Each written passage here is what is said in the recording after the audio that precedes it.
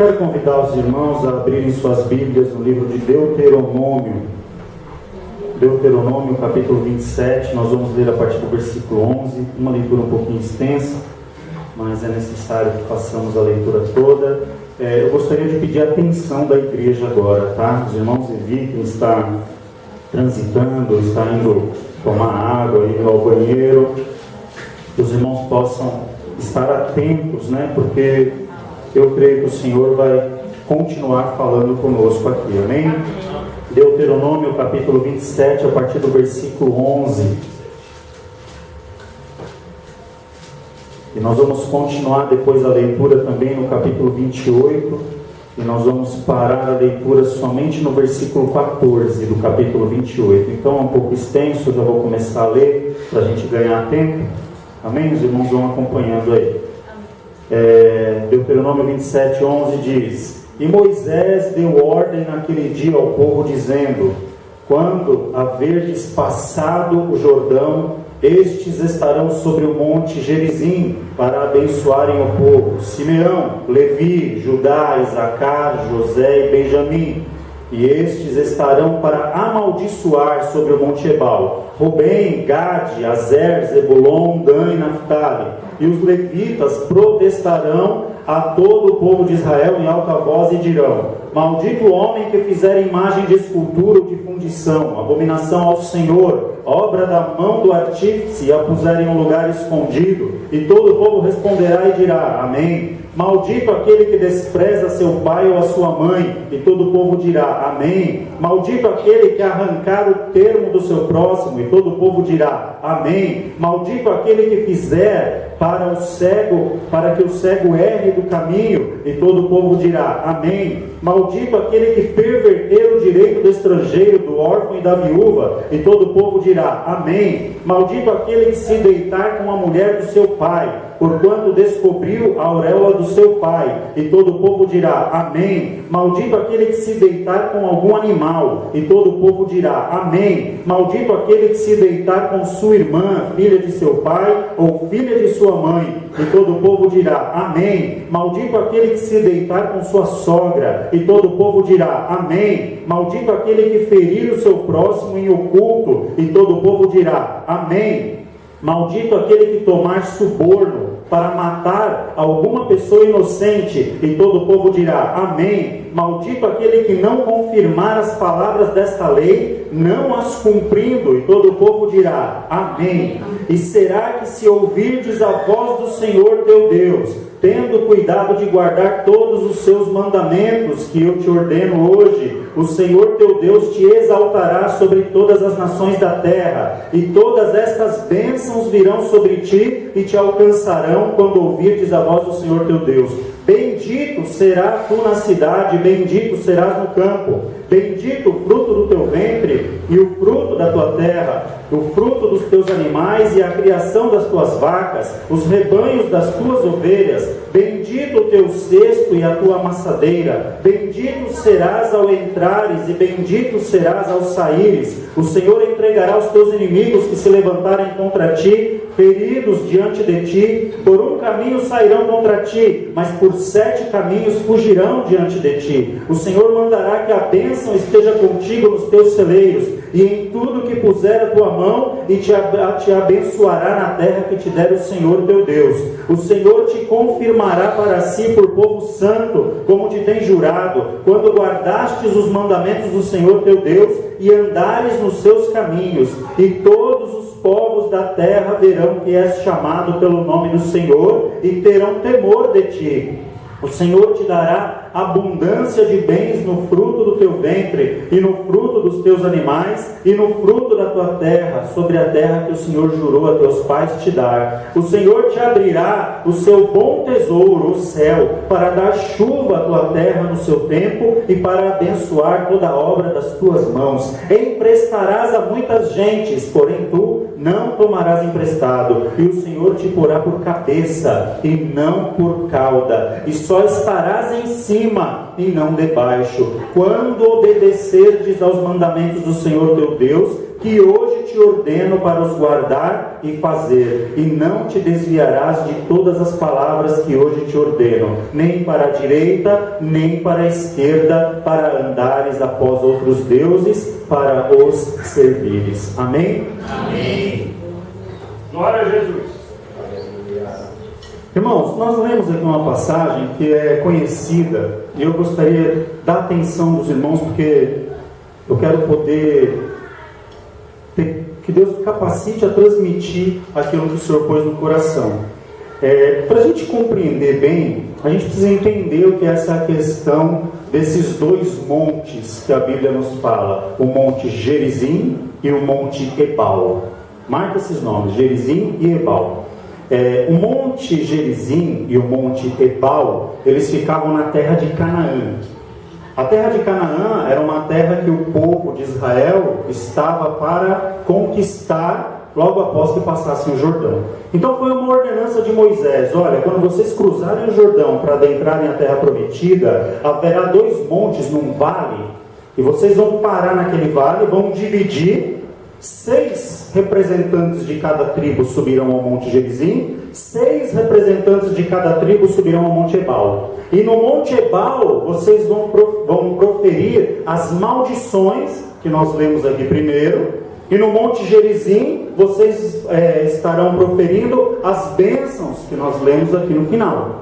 Esse vale, para depois a gente identificar melhor onde nós vamos chegar, posteriormente ele veio pertencer a quando Israel estabeleceu o Reino do Norte, cuja capital era Samaria. Este vale entre os dois montes, o Monte Gerizim e o Monte Ebal, era uma cidade chamada Sicar. Gravem esse nome, Sicar. E ali era onde era a capital, Samaria, né? Onde era o centro ali do Reino do Norte, vamos dizer assim. E para a gente compreender, esses montes eram dois montes altos. Quando a gente fala em monte assim na Bíblia, às vezes a gente não tem uma noção exata da altura, do tamanho. Às vezes o monte é como eu subir essa rua aqui da igreja, é uma ladeira. Não é. O Monte Gerizim ele tinha cerca de 800 metros de altura, e o Monte Ebal ele tinha aproximadamente 900 metros de altura. O Ebal era mais ou menos 100 metros mais alto que o Monte Gerizim. Daqui a pouco os irmãos vão entender por que nós estamos falando tudo isso. E ali foi ordenado por Deus para que o povo tivesse consciência de dois caminhos que Deus estava propondo para o povo. O Monte Gerizim representava o quê? Bênção.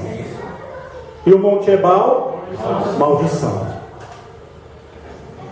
O povo ali podia estar num vale, quer dizer, ainda ninguém tinha tomado uma decisão. Estava no meio. E esse vale não era pequeno, porque foi edificada uma cidade ali, entre esses dois montes. Cidade de Sicar, como eu já falei. Aí,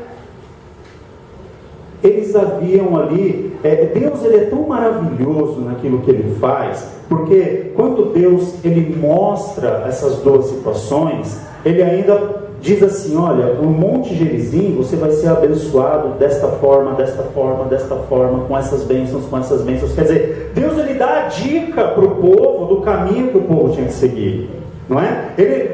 Deus ele não é um ser tirano que ele te coloca numa situação onde você não sabe para onde ir ou para onde percorrer e agora eu vou contar com a sorte, se eu fizer a escolha errada eu vou me dar bem, eu vou me dar mal. Não, Deus ele fala para você: olha, eu estou te colocando aqui, as tuas pernas vão te guiar, mas um lugar produzirá bênção e o outro lugar produzirá maldição. Então, baseado nisso, é lógico que aqui é uma figura, né, está tipificando, é uma tipologia. Eu quero dizer com isso que as nossas escolhas, elas trazem para nós situações, né? Muitas vezes nós vemos falar na Bíblia, por exemplo, lá em Mateus, do servo prudente que edifica a casa sobre a rocha e do servo imprudente que a edifica sobre a areia. Nós vemos lá em Provérbios falando, por exemplo, da mulher sábia que edifica a sua casa e também da tola que destrói. Nós vemos em outra passagem falando sobre aquele servo fiel e sobre o servo infiel. Em outra passagem nós vemos ali falar sobre o fariseu, como foi o tema da lição da escola dominical de hoje pela manhã, e do publicano. Então vejam que sempre há pontos opostos entre as escolhas que fazemos. E aqui o que eu quero dizer é que tanto o prudente quanto o insensato, a tola e a sábia, o fiel e o infiel, o fariseu, o religioso e aquele que se arrepende, que reconhece a grandeza de Deus, todos estes e outros mais estão dentro de nós. Como assim, irmão? Você sabia que a tola e a sábia estão dentro de vocês, estão dentro de nós, o tolo e o sábio? Mas o que vai mostrar a escolha que eu fizer? As minhas escolhas vão mostrar se eu sou tolo ou se eu sou sábio. O prudente e o insensato estão dentro de mim. As minhas escolhas vão mostrar se eu sou prudente ou sou insensato. O fiel e o infiel estão dentro de nós.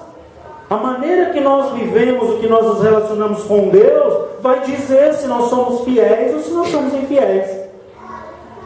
Então essa situação que Deus propõe aqui, Ele mostra essas duas situações. Olha, uma situação, a situação de maldição, e a outra situação, a situação de bênção.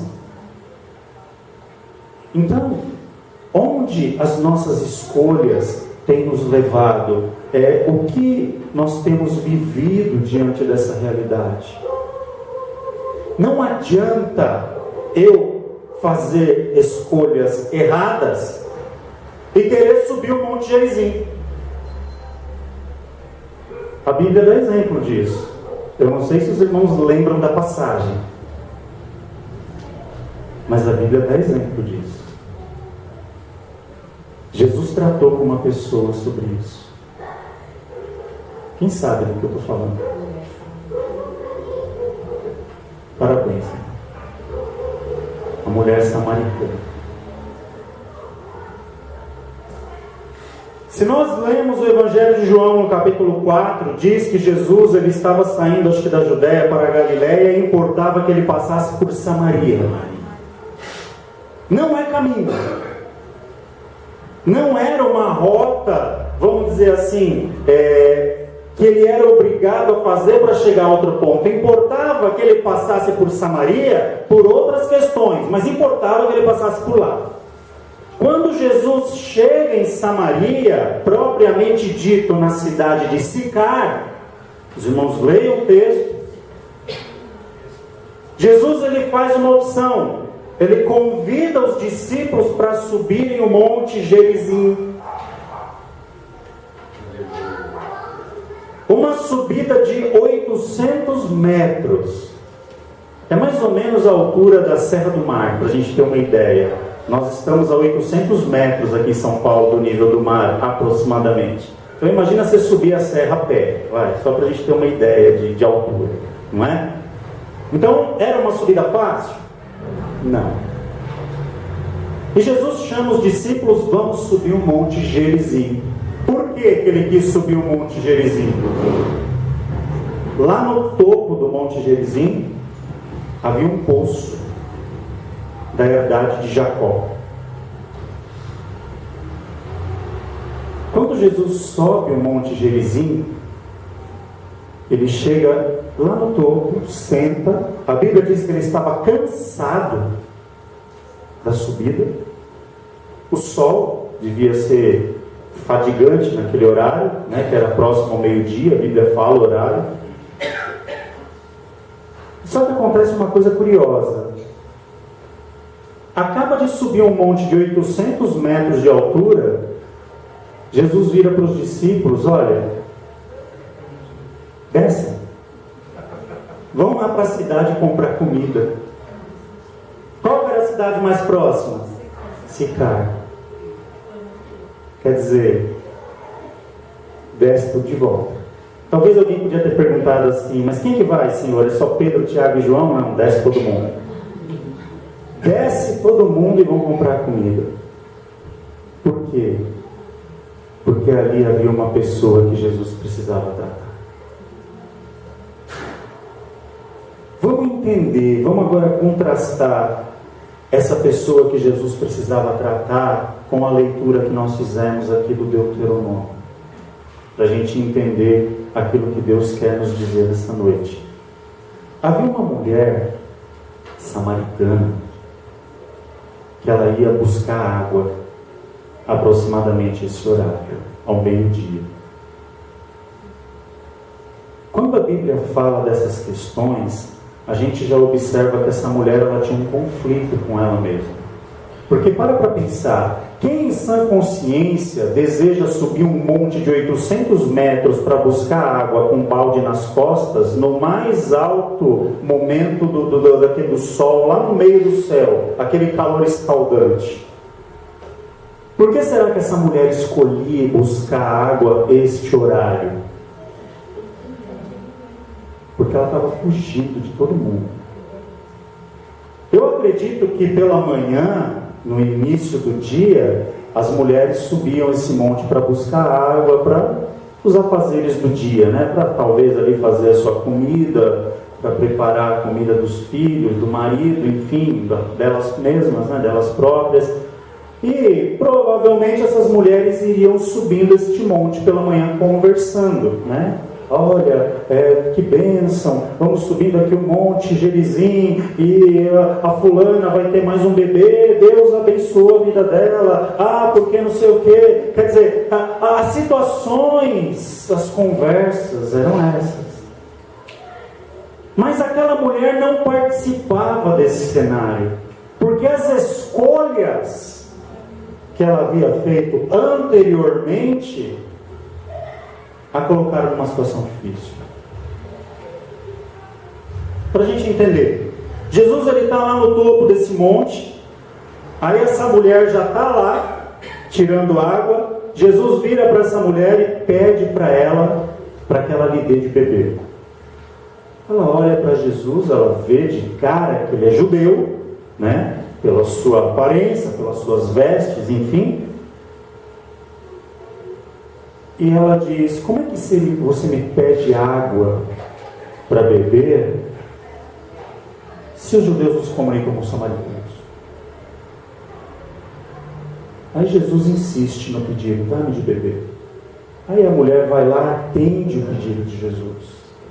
Ela tira a água, dá ali para Jesus, e Jesus começa a puxar conversa com ela, né? Começa a dialogar com aquela mulher.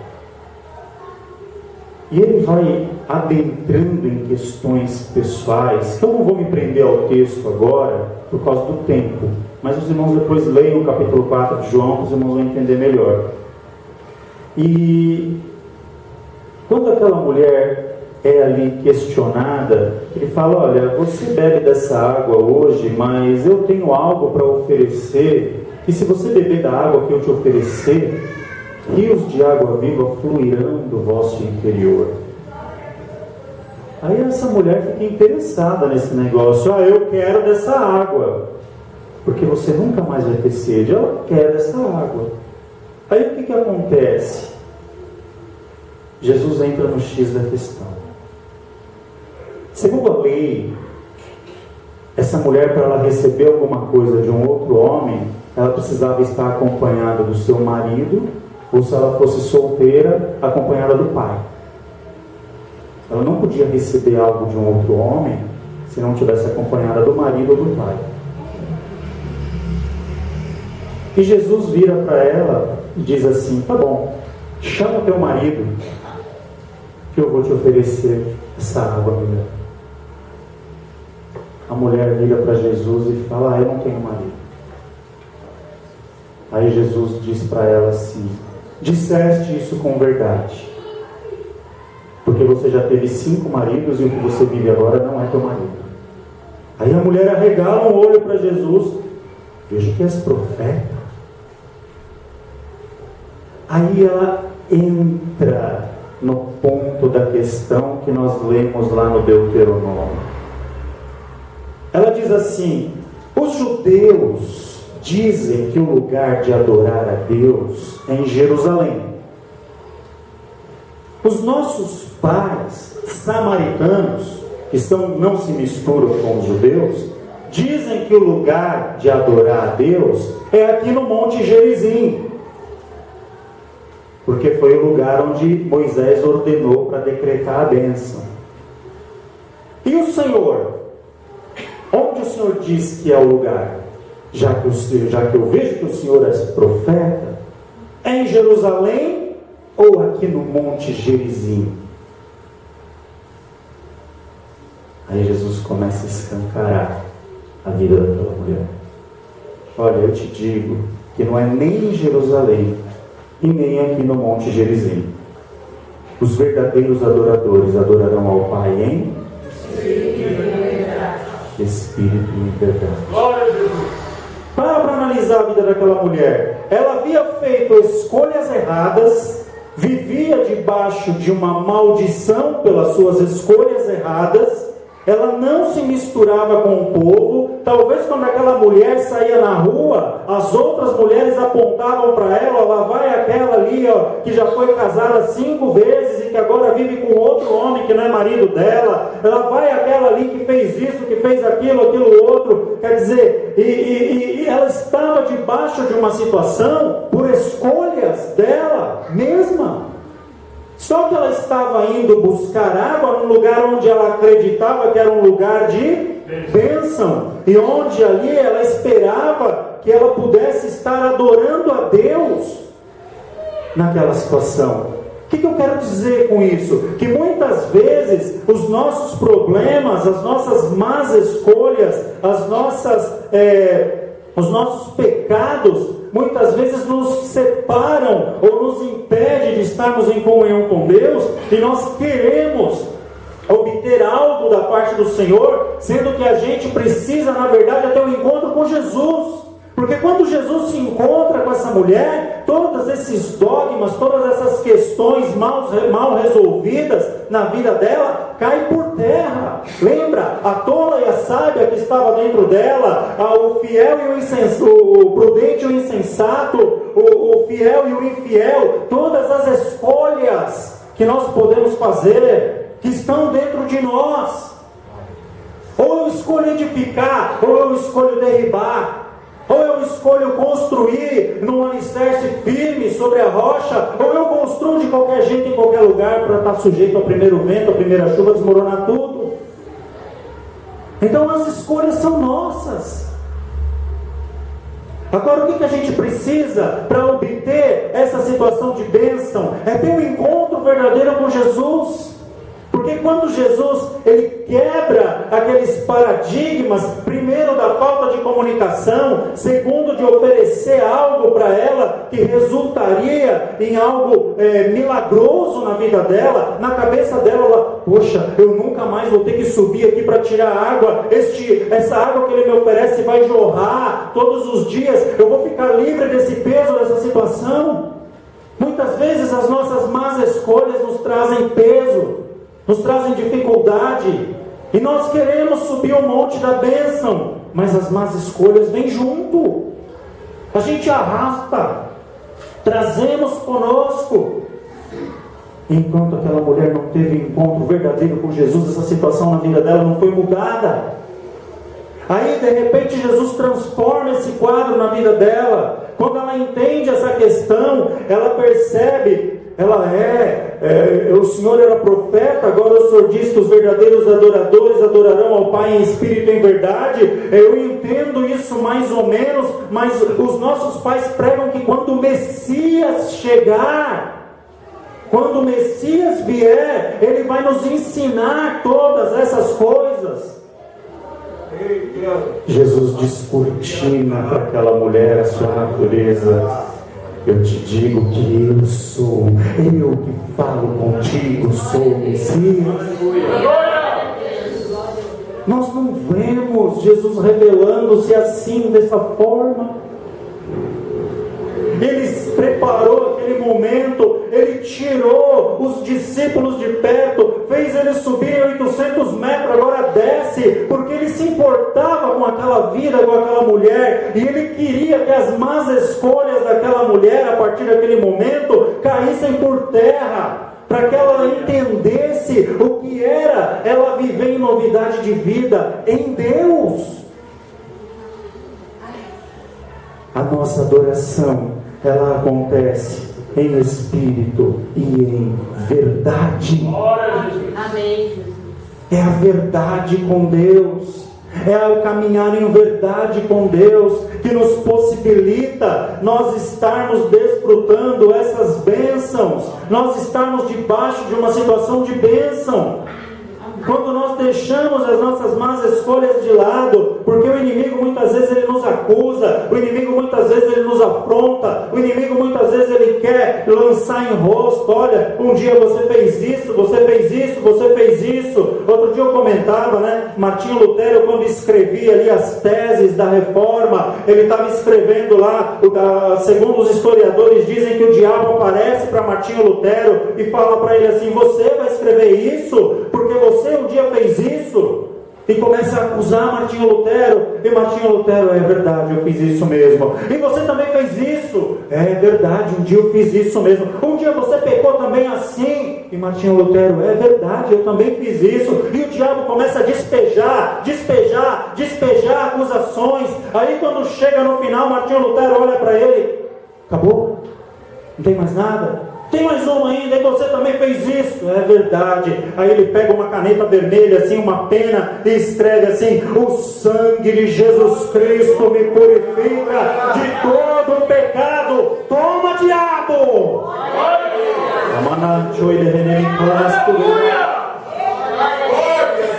Está no lugar da bênção, em verdade com Deus. Os verdadeiros adoradores adorarão ao Pai em espírito e em verdade. Lembre-se, você pode ser tolo, sim, mas também você pode ser sábio. Você pode ser insensato, sim, mas você pode ser prudente. Você pode ser infiel, sim, mas você também pode ser fiel. A escolha é tua. Os dois montes estão ali, o monte da bênção e o monte da maldição. Onde que nós vamos escolher? Por qual caminho a gente vai querer trilhar? Aleluia! Deus, ele olha para nós e fala assim: olha, eu te dou a dica, hein? Vai por aqui. Deus não é tirano, vai por aqui. Se fordes por aqui, eu te abençoo, eu restauro, eu reconstruo, eu faço tudo novo, eu recrio para você, eu salvo, eu trago de volta. Aleluia. Mas a escolha de quem é? É nossa, é minha, é tua. E a gente precisa ter consciência disso. Senhor, eu posso ser tolo. Ai meu Deus, como eu fui tolo. Não, Senhor, a partir de hoje eu fui tolo, mas a partir de hoje eu posso ser sábio. Eu quero ser sábio. Senhor, eu fui imprudente, eu fiz de qualquer jeito, construí tudo errado, desmoronou, mas a partir de hoje eu posso ser prudente. Eu posso construir certo na tua presença. Eu posso desfrutar das tuas bênçãos, porque Deus nos concede esta nova oportunidade. Aquela mulher estava acabada diante da sociedade. Ela se sujeitava a situações terríveis para não ser acusada, para não ser apontada. Mas Jesus desvia o seu caminho. Jesus, ele muda o seu plano, o seu programa do dia, a sua rota, para ter um encontro com aquela mulher. Aleluia! Quando aquela mulher ouve falar que ele é o Messias, ela vai correndo lá para a cidade, e aquela mulher que era mal vista, que se escondia dos outros, ela sai pregando: encontrei um homem junto à herdade de Jacó, lá no poço, tirando água onde eu servi, que ele disse tudo o que aconteceu na minha vida, e ainda me ensinou o lugar onde eu devo adorar a Deus. E as pessoas creem na pregação daquela mulher e sobem um monte de novo atrás dela para poder ter a oportunidade de ouvir tudo isso da boca de Jesus. Jesus pega aquilo que era maldito na minha e na sua vida e transforma em bênção. O que nós precisamos, irmãos? Termos um encontro com Jesus. O que nós precisamos? Bebermos da água que Ele nos oferece, porque Ele vai nos limpar, Ele vai nos lavar, Ele vai fazer tudo novo dentro de nós, Ele vai restaurar aquilo que está sujo, aquilo que não presta mais, porque quando nós paramos para olhar para a nossa própria natureza, nós nos decepcionamos. Nós nos decepcionamos. Eu preciso de Jesus. Eu preciso de Jesus. Eu preciso que Jesus conserte. Eu preciso que Jesus me lave. Eu preciso que Jesus me limpe. Eu preciso que Jesus me ensine. Eu preciso que Jesus me dirija. Eu preciso que Jesus me conduza à verdadeira adoração. E aquilo que era maldito na minha vida vai ser transformado em bênção. Só Deus tem poder para fazer isso. Só Deus tem poder para mudar a nossa história. Só Deus tem poder para pegar alguém que não valia nada perante o mundo, perante a sociedade, e fazer uma nova criatura e transformá-lo agora em filho, em filha de Deus, para termos um tratamento diferenciado nas mãos do Senhor. O caminho está diante de nós. Onde as nossas escolhas vão nos conduzir? Nós podemos subir o monte da bênção, sim, como também o da maldição. Deus não interfere nisso. Ele nos dá a dica. Vai por aqui, meu filho. Vai por aqui, minha filha. Porque aquilo que Deus tem preparado para nós, a Bíblia diz que nem olhos viram e nem ouvidos ouviram. Deus, Ele tem preparado uma vida de bênção para nós. Deus tem preparado uma vida de restauração. Não importa se o inimigo vem te acusar, talvez de alguma coisa que você tenha dito, alguma coisa mal resolvida, alguma coisa que talvez você tenha falado na tua casa, no meio dos teus familiares, que tenha entristecido alguém, que tenha provocado alguma situação no seu trabalho, no seu colégio, enfim, não importa. Deixa Jesus transformar isso em bênção.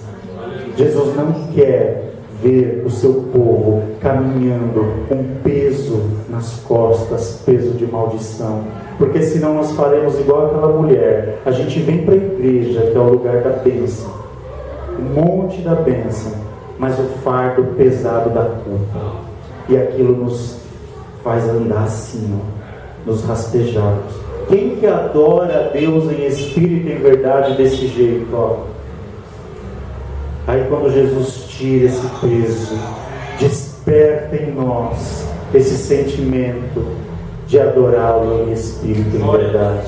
Aí nós exercemos uma adoração verdadeira, como nós temos feito aqui nesta noite. E o Senhor, Ele se agrada de nós, e Deus nos visita, e o Espírito de Deus passeia no meio da sua igreja, e Ele nos renova, Ele nos restaura, e a gente sai daqui cheio de fé, cheio de ânimo, regozijando na presença de Deus, porque Ele reconstrói a história da minha e da tua vida.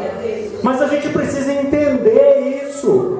Chega de peso, chega de culpa, chega de se arrastar. Eu fui tolo, foi, mas seja sábio. Eu fui imprudente, foi, mas seja prudente. Eu fui infiel, foi, mas seja fiel.